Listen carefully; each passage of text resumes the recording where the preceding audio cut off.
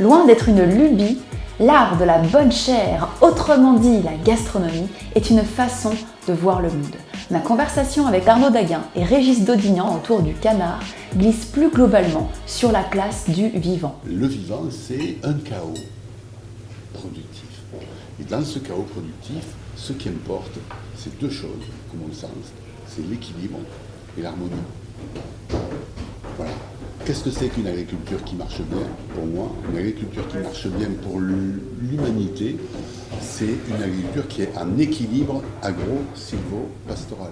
C'est-à-dire entre ceux qu'on fait pousser, les arbres qui sont là pour aider et les bestioles qu'on fout dessous, il y a un équilibre qui fait qu'on arrive tranquillement à nourrir tout le monde avec ça. D'accord? Mais ça veut dire qu'il ne faut pas vouloir bouffer de ça tous les jours. Voilà. Ça, c'est de temps en temps. Et la bestiole en général, c'est de temps en temps. On a 32 dents à la base. On a 4 canines. 1/8 de nos dents est fait pour l'animal. Dans une interview pour Uzbek Erika, vous dites « On ne pourra pas nourrir 80% de la population mondiale qui sont des citadins par les circuits courts ». Qu'est-ce qu'on fait alors pour... Si on a inventé les circuits longs, Ouais. c'est parce que les circuits courts ne suffisent pas. C'est une C'est utopie. aussi con que ça. Mais non, même pas. Même pas. Vouloir systématiser un modèle, c'est ça la connerie.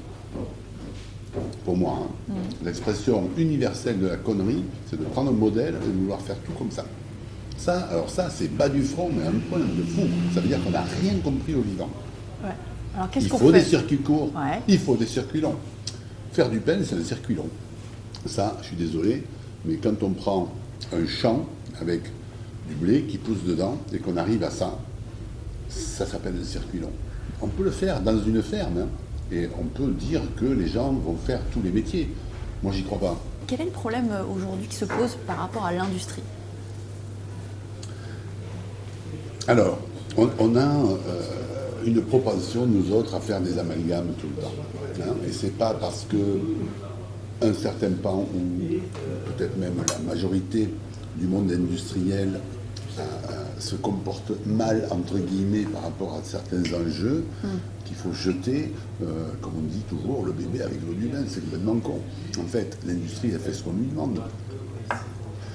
C'est très bien d'être industrieux. Moi, je pense que l'être humain doit être industrieux. Il doit être œuvrier de quelque chose. On est 7 milliards sur la planète. On ne peut pas imaginer qu'à 7 milliards, on va chacun se nourrir dans des petits coins avec des petits services.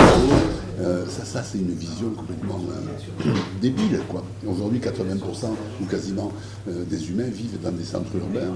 On ne va pas s'imaginer qu'avec 80% d'humains dans des centres urbains, on peut les nourrir avec des petits circuits courts qui vont aller par capillarité toujours. On a besoin de l'industrie. Mais ce qu'il y a, c'est qu'on a surtout besoin de demander à l'industrie de produire des valeurs, ou même de conserver ces valeurs au cours du circuit. Et en fait, il y a quelque chose qui devrait être clair pour tout le monde aujourd'hui, c'est que l'industrie, elle fait ce qu'on lui demande. Si on lui demande de faire des profits à court terme sur les 3 mois qui viennent, elle va faire ça, l'industrie. Et elle a raison, puisque c'est ce qu'on lui demande. Et donc on va couper les coûts, on va réduire les trucs, on va massifier les machins, on va faire de la merde, mais on s'en fout, puisque ce qu'on nous a demandé, c'est pas de faire du bon, c'est de faire des profits. On s'est aussi aperçu que plus les aliments étaient produits de façon naturelle, avec des sols couverts, des sols vivants, et tout ça, plus le goût est Évidemment.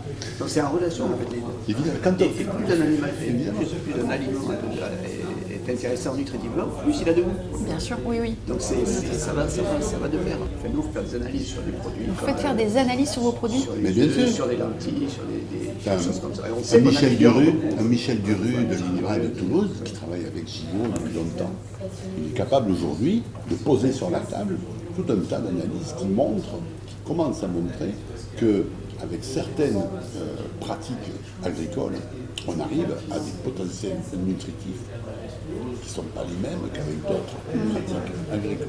C'est ça qu'il faut consolider aujourd'hui, qu'on comprenne tout au long de la chaîne, parce que nous avons besoin, pour vivre en bonne santé, de produits qui ont été en bonne santé et qui sont issus de sols en bonne santé. C'est ça l'histoire. Et on s'aperçoit que si on améliore justement la qualité nutritive de ces produits, on en consomme.